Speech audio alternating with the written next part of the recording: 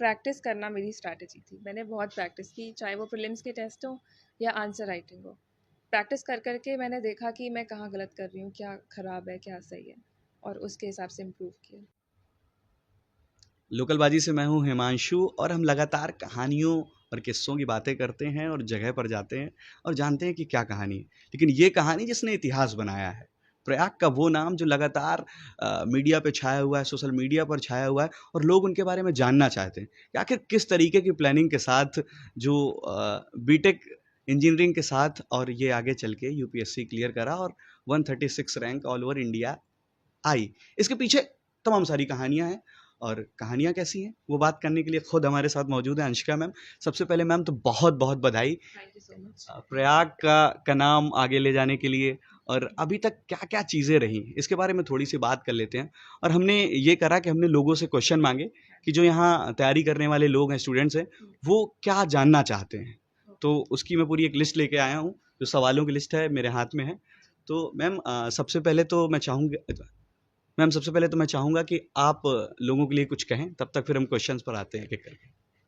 Okay, सो अगर मैं civil services की बात करूँ तो लोगों को लगता है कि ये इंडिया का सबसे टफेस्ट एग्ज़ाम है, एंड क्लियरली सो। बहुत कॉम्प्रिहेंसिव है और बहुत टाइम लगता है इसको क्लियर करने में।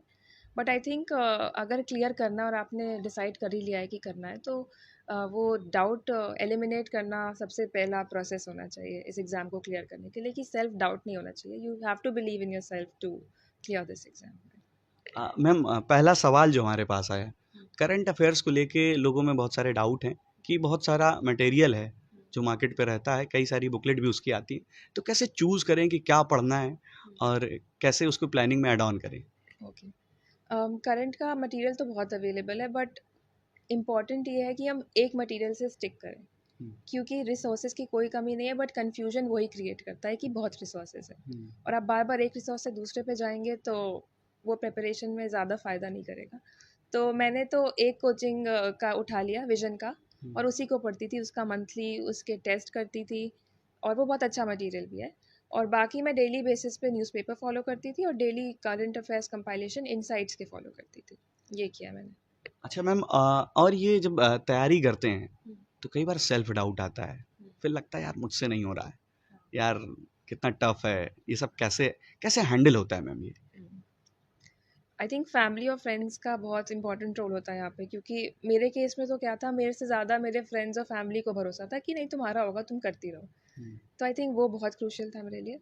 Other than that, toppers talk और लोगों की जर्नीज, ब्लॉग्स, अपने बहुत सारे टॉपर्स ने अपने ब्लॉग्स लिखे हुए हैं कि नहीं, ये फेज़ बहुत बुरा था, एक बार फेल हुआ, दोबारा फेल हुआ। तो आई थिंक वो सब पढ़ के मोटिवेशन आता था कि नहीं, इन्होंने किया इतने एडवर्सिटीज़ के बाद, तो मैं भी कर सकती हूँ। तो टॉपर्स टॉक, कोई एक स्टोरी जो सबसे ज़्यादा आपको हिट करी हो उस पे? जी, एक टॉपर थी, मुझे उनका नाम नहीं याद आ रहा, शायद उनका नाम पूजा रनावत था। उनका 5 प्रीलिम्स क्लियर नहीं हुआ था, बट 6th अटेम्प्ट में she could clear the entire stage, तीनों स्टेजेस क्लियर कर लिए थे। तो I think that was very inspiring.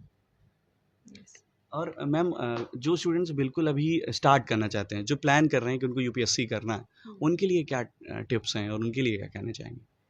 उनके लिए यही कहना चाहूँगी कि पहले एग्ज़ाम की रिक्वायरमेंट को समझें, ब्लाइंडली किसी को फॉलो ना करें, अपनी स्ट्रैटेजी बनाएं, और एग्ज़ाम की रिक्वायरमेंट को समझने के लिए प्रीवियस ईयर क्वेश्चंस देखें, सिलेबस देखें, एंड देन प्रिपेयर करना स्टार्ट करें विद बेसिक मटेरियल। अच्छा, बेसिक से स्टार्ट करना ज़रूरी है। आपकी स्ट्रेटजी क्या थी? मेरी स्ट्रैटेजी यही थी, पहला साल तो लग गया फिगर आउट करने में कि क्या सही है क्या गलत, काफ़ी कुछ पढ़ा, बट धीरे धीरे आई फिगर्ड आउट कि प्रैक्टिस करना मेरी स्ट्रैटेजी थी। मैंने बहुत प्रैक्टिस की, चाहे वो प्रीलिम्स के टेस्ट हो या आंसर राइटिंग हो। प्रैक्टिस कर कर के मैंने देखा कि मैं कहाँ गलत कर रही हूँ, क्या ख़राब है, क्या सही है, और उसके हिसाब से इम्प्रूव किया। मैम सोशल मीडिया या फ्रेंड्स की अभी आपने बात की, मैं सोशल मीडिया उस पर ऐड करूँगा, वो कैसे रोल उसने प्ले करा? और आप काफ़ी एक्टिव दिखती हैं सोशल मीडिया पे, तो ये कैसे हुआ? जबकि लोग कहते हैं ना कि बस एक कमरे पे बंद हो जाना है, दिन रात सिर्फ पढ़ाई करना है, बिल्कुल सबसे कट जाना है, बस सिर्फ पढ़ाई करना है। तो ये कुछ मिथ हैं, इनको लेकर क्या कहना चाहेंगे आप? सो आई थिंक कोई भी प्लेटफॉर्म हो, इसके प्रोज और कॉन्स तो होते ही हैं। सोशल मीडिया के साथ भी यही है, अगर आप उसको प्रोडक्टिवली यूज़ कर सकते हैं तो इट्स वेरी गुड। एकदम कट ऑफ होके कुछ लोग नहीं काम कर सकते। I was one of them. मतलब कट ऑफ हुई, सोशल गैदरिंग्स में कम गई, बट टच में थी जो लोग मेरे क्लोज थे, और सोशल मीडिया को भी मतलब स्पेयरिंगली यूज़ करती थी, बहुत ज़्यादा यूज़ नहीं करती थी, बट कर लेती थी। तो आई थिंक यहाँ पे one has to exercise discretion कि कितना यूज़ करना है, कितना टाइम स्पेंड करना है किस चीज़ पे। मैम प्रीलिम्स के बाद जब मेंस की तैयारी करते हैं तो उसके लिए क्या प्लानिंग और क्या एग्जीक्यूशन लगता है उस पे? मेंस के लिए जैसे कि है कि उसका सिलेबस बहुत वेल डिफाइंड है मेंस का, तो आई थिंक उसके नोट्स बनाना इज़ वेरी बेनिफिशियल। मेंस के नोट्स बन सकते हैं, और मेंस के जो टॉपिक्स हैं उनको करंट अफेयर से लिंक करके उसकी प्रिपरेशन अच्छी हो सकती है। मैम जैसे कि इस पे कंटिन्यूटी और कंसिस्टेंसी की बात आप कर रहे थे, तो ये कितनी इम्पोर्टेंट है और इसको किस तरीके से कंटिन्यू रखा जा सकता है? ओके, तो आई थिंक उसके लिए एक इनसाइड मोटिवेशन ज़रूरी है। मतलब अगर आपको कोई चीज़ बहुत मन है करने का, तो आप खुद ही बैठोगे उसको करने के लिए। अब आपको 8 घंटे लगे, 10 घंटे लगे, दैट्स अप टू यू, है ना। ये तो वो मोटिवेशन अंदर से आना चाहिए, कोई आपको बाहर से फोर्स करके नहीं पढ़ा सकता। अच्छा, डे बाय डे कैसे आपने इम्प्रूव करा और क्या क्या चीज़ें ऐड ऑन करते गए लगातार, फिर वो रिजल्ट जो सबको पता है? इम्प्रूवमेंट तो ग्रेजुअली होता है। तो ग्रेजुअली बस वही टेस्ट देखती थी, पहला प्रीलिम्स का टेस्ट दिया तो जब कुछ प्रेपरेशन नहीं थी तो ऐसे ही दे दिया था, 48 मार्क्स आए थे, बहुत कम होते हैं। ठीक है, फिर धीरे धीरे करते करते 80s में आने लगे, फिर 110, 130। तो बहुत ग्रेजुअल प्रोसेस होता है, आपको समझ में आता है कि हाँ इकोनॉमिक्स नहीं आती तो आप इकोनॉमिक्स पढ़ो, अगर आपको पता है कि करंट अफेयर्स बहुत वीक है तो वो पढ़ो। तो इंडिविजुअल असेसमेंट की बात करेंगे यहाँ पे। ये तो ये सवाल उनके थे जो लोग जानना चाहते हैं। अब सवाल कुछ वो जो लोगों को जानने ज़रूरी है। जैसे फैमिली कैसे रोल प्ले करती है, फ्रेंड्स कैसे रोल प्ले करते हैं? आपने इसका ज़िक्र करा, लेकिन इसको थोड़ा एक्सप्लेन भी करिए मैम। ओके, तो फैमिली का रोल तो बहुत क्रूशियल था, क्योंकि वो एनवायरनमेंट क्रिएट करना जहाँ कोई कॉन्सेंट्रेट कर पाए, वो बहुत इम्पॉर्टेंट है। तो पापा मम्मी ने हमेशा से मतलब कोई इवेंट नहीं रखा घर पे, कई बार खुद भी इवेंट स्किप कर दिए कि नहीं हम भी नहीं जाएंगे क्योंकि ये नहीं जा रही है, और मैं कहीं नहीं गई। तो बहुत एक स्टेबल एनवायरनमेंट दिया कि नहीं तुम पढ़ाई करो, एंड पूरा सपोर्ट था घर से कि पढ़ते रहो, और मोटिवेशन भी काफ़ी मिला कि हो जाएगा, हैव फेथ, नहीं हुआ तो भी कोई बात नहीं। लोग जब किसी चीज़ को प्लान करते हैं और किसी चीज़ को एग्जीक्यूट करना शुरू करते हैं, तो पूरी तरीके से सोशल लाइफ से कट जाते हैं।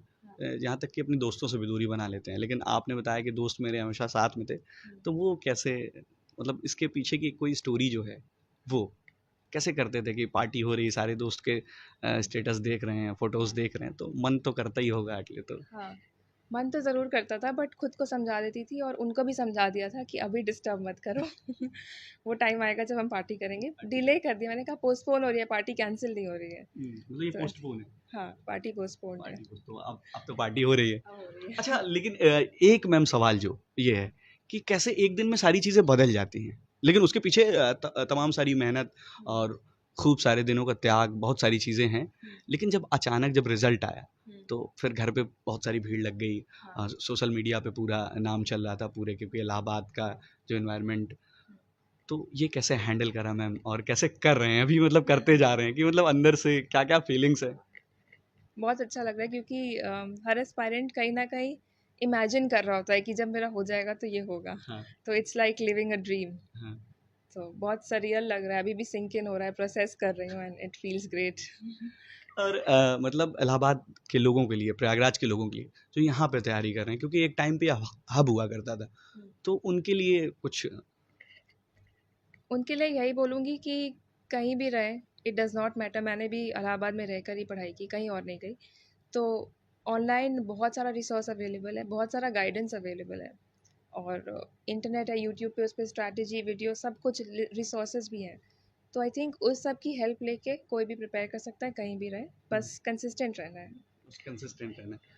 अच्छा मैम, जैसे कि आप कह रहे हैं कि हमने यहीं पर रह के तैयारी करी, लेकिन लोग बहुत सारे बहाने देते हैं कि हम यहाँ नहीं जा पाए, वहाँ नहीं जा पाए, तो आपने वैसे क्लियर करा, लेकिन अगर ऐसा कोई बहाना जो एक आपको देना हो सबको, किस चीज़ का बात? मतलब इस चीज़ का बहाना कि तैयारी पे कोई एक बहाना जो चलता हो।